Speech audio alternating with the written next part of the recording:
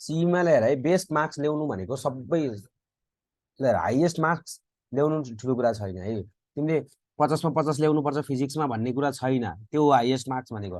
मलाई लाग्छ कि 50 मा 50 त टपरले पनि ल्याउँदैन होला, किनकि 45 नै होला उसले ल्याउने पनि। त्यही भएर हामीले के छ, नडराइकन नआत्तिकन आफूले 45 46 को बिचमा ल्याउँछु, 45 47 48 45 मार्क्स त सियोरै आउँछ यार। लास्ट इयर पनि कति छ, 47 40वटा क्वेसन चाहिँ लेक्चरबाटै आएको थियो। इट डजन्ट मिन कि सेव कपी पेस्ट क्वेसन आएको थियो, तर भनेकै कन्सेप्ट बढेर र गराएको क्वेसनबाट आएको थियो। मेन कुरा चाहिँ बुझ्नु पर्यो। ल हेर त एसएचएम पढिसक्यौँ, यो क्वेसन हेर। अब यसमा कतिवटा 500वटा क्वेसन छ कि छैन भन त। छ नि, युनिक 500वटा त छ होला यसमा क्वेसन है। 500वटा कतिवटा क्वेसन छ यसमा? 500वटा क्वेसन छ। कति लाग्छ तिमीलाई? 400 500 त छ होला। यति क्वेसन गरिसकेपछि होइन एसएचएमको तिमीले कसैले पनि छुन सक्दैन, जस्तो सुकै क्वेसन आए पनि तिमीले गर्न सक्छौ। त्यही भएर म इन्डियन बोर्ड क्वेसन गराइदिन्छु। अब छ अरू पनि मेगा पनि गराउँला होइन, भएको मोड्युलहरू पनि गराउँला, त्यो गर्दा पनि भयो। त्यो त झनै इजी भयो, सबभन्दा सबसे इजी भनेको नि त्यही छ। अब सिम्पली हेर त यस्तो क्वेसनलाई कति म्याक्सिममको फास्ट गर्न सक्ने हो के। इन्ट्रान्समा जति फास्ट गर्न सक्छौ नि त्यति नै तिमीलाई फाइदा हो। यति तिमी लेट गरिदियो सक्यो। क्वेसन मिलाउनु ठुलो कुरा होइन, गर्नु ठुलो कुरा होइन, फास्ट गर्न सक्ने ठुलो कुरा हो। सिम्पली यो क्वेसनमा हेरौँ त के भनेको छ त यो क्वेसनले भन्दा the amplitude and time period of in SHM are यति एन यति। इफ इनिसियल फेज चाहिँ यति दिएको छ देन इक्वेसन विल बी रे भने इनिसियल फेज के भन्छ, यसलाई इपोक भन्छ। यो इनिसियल फेज दिएको छ, इनिसियल फेज पनि के भन्छ तिमीलाई गणित। त्यसपछि तिमीलाई एम्प्लिट्युड पनि के भन्छ। देन आफ्टर तिमीलाई यो के भन्छ हेर त, टाइम पिरियड टी के भन्छ। त्यसबाट तिमीले ओमेगा निकाल्न सक्छौ टीबाट।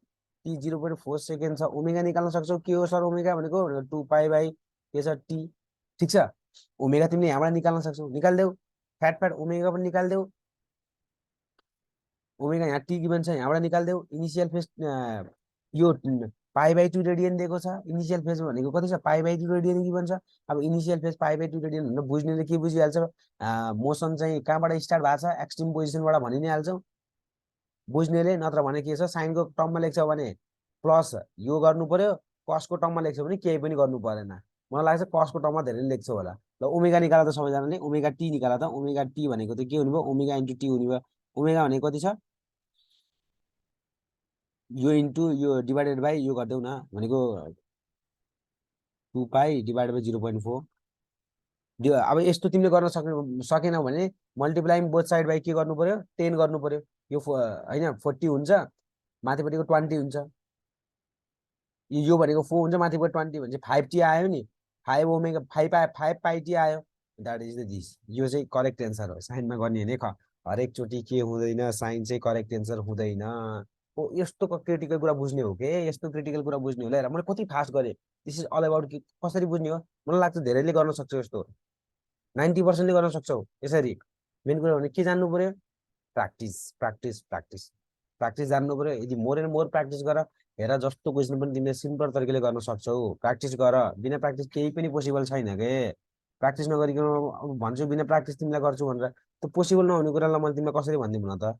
प्र्याक्टिस गर्नु पर्यो नि त हौ पासा, प्र्याक्टिस गर्नु पर्यो मेरो भाइ। लिएर इक्वेसन अफ द के दिएको थियो, SHM Y equals to simple यो दिएको छ। Then the phase at a time T, T टाइममा यसको फेज कति छ अरे हो। One of the best question. धेरैजनाले के लगाउँछ थाहा, धेरैजनाले बी एन्सर लगाउँछ क्या। धेरैजनाले अल्फा हुने यसको इनिसियल फेज फाइ नै देखेन अझ भन्छ बाहिर आएर, अरे यार फाइ नै दिएको थिएन सरले त, ओमेगा टी प्लस 5 भनेर पढाएको थियो यार, अल्फा दिएको थियो। मैले त अल्फा भनेर, अरे भाइ तिमी पनि झुक्किन्छौ। त्यो अल्फा भनेको इनिसियल फेज हो, यहाँ total phase at a time T भनेको छ।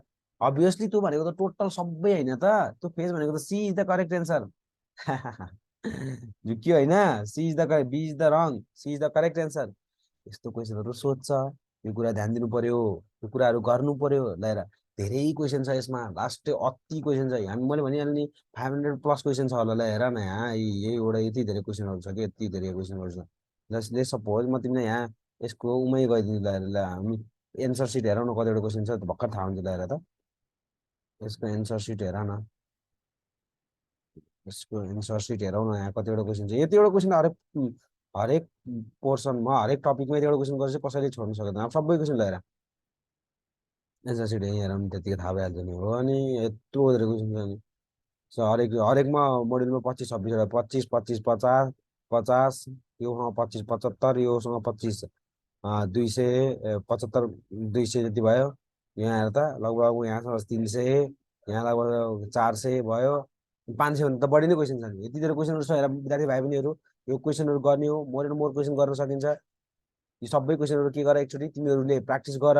ओके यो क्वेसनहरू गर, नजानेको कसैलाई पनि बुझ्यौ सन्तोष युनिक। कुनै क्वेसनहरू आएन भने यो डाइरेक्टली के छ message me at any time 24/7 जति बेला म म्यासेज गर्दै हुन्छ, नत्र भने नेक्स्ट क्लासमा हामीले गर्छौँ है त। यस्तो क्वेसनहरू चाहिँ एकदम धेरै इम्पोर्टेन्ट क्वेसन छ। हामी हरेक पार्टको चाहिँ यसरी गरेर अगाडि जान्छौँ। मोर एन्ड मोर क्वेसन गर्ने हो के फिजिक्समा। More you practice more you learn हो के।